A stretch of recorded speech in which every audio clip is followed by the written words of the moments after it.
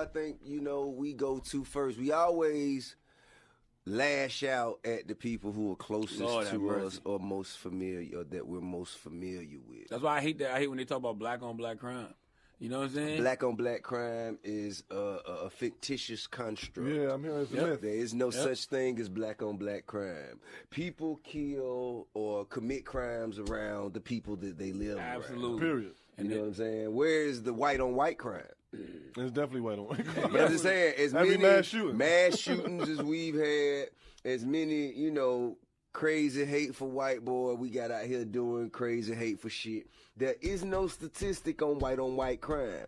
Why is it that there's only a statistic of black on black crime? I tell you why. Because it perpetuates that theory that we need to be policed, and it contributes to mass incarceration. Well, yeah, because we take that away, then people smarten up a little bit. Absolutely. I think that the black on black crime is the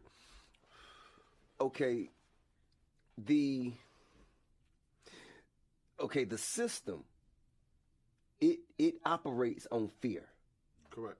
You know what I mean? So you have to do something, create fear, and from that fear, you can justify all the shit that you ain't supposed to do. For instance, like the Patriot Act. You know what I'm saying? After 9/11, that's why they could tap your phone without having. We had to get the 9/11 done first, so we could have the procedures. Yeah. So after that, they're like, hey, you see what they're coming over here doing? They flying planes in our building. Yeah, absolutely.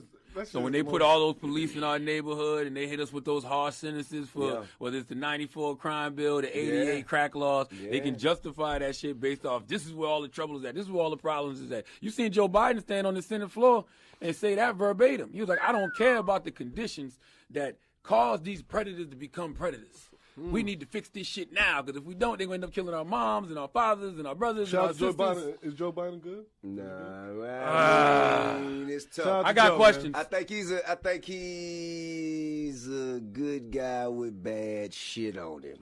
Man, what? He got some bad shit on him. I say it all the time. Joe Biden has done worse things to black people than Donald Trump ever has. For real? Hell yeah, man. The 88 crack laws?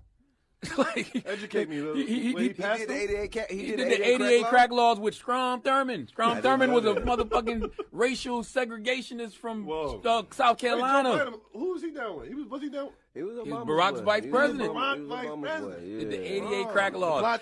Think about it. 88 crack laws. Everybody know crack was in the black community more than anywhere. Because they put it there. Yeah. They dropped it off. So 88 crack laws that gave you more time for crack than it did powder cocaine, that was systemically done because they knew who was running around with the 20s of rocks in their pockets. Yeah, absolutely. Then you fast forward 6 years later, the 94 crime bill that he called the Biden bill. Now what's the 94 crime? The 94 crime bill was what they were so mad about Hillary over, and Hillary wasn't even in the administration when that shit went down. You know what I'm saying? She was just the first lady. She was just Bill Clinton's old lady. But the 94 crime bill basically is what they say started mass incarceration. You know what I'm saying? It just gave out all of these harsh sentences to black people. What year was that? 94. Yeah. My dad did 29 years. And he came home, like in the middle of that, he came home one time and about 14 years then he came home. And he just went right back in. But his whole generation's in jail. And listen, we all make mistakes, but he will not even say that it was a mistake. You ask him now, he'll say the 94 crime bill didn't cause mass incarceration. We must take back the streets. It doesn't matter whether or not the person that is accosting your son or daughter or my son or daughter, my wife, your husband, my mother, your parents. It doesn't matter whether or not they were deprived as a youth. It doesn't matter whether or not they had no background that enabled them to become socialized into the fabric of society. It doesn't matter whether or not they're the victims of society. The end result is they're about to knock my mother on the head with a lead pipe, shoot my sister, beat up my wife, take on my sons.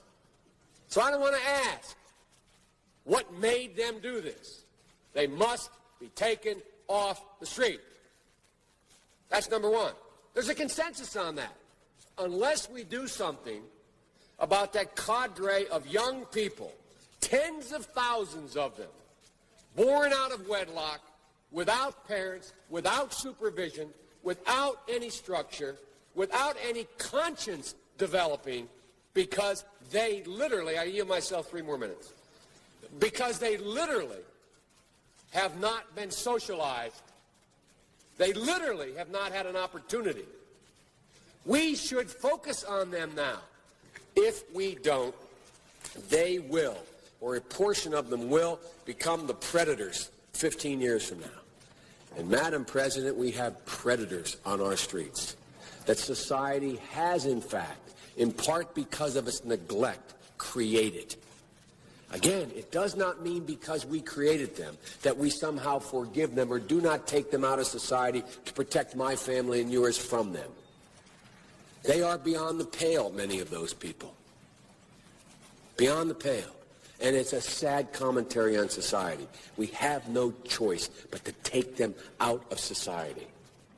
And the truth is, we don't very well know how to rehabilitate them at that point. That's the sad truth. I'm the guy that said, rehabilitation, when it occurs, we don't understand it and notice it.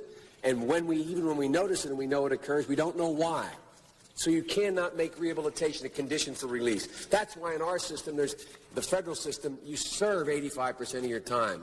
It's a shame, but we don't know how to rehabilitate. But there is a consensus, and I will cease.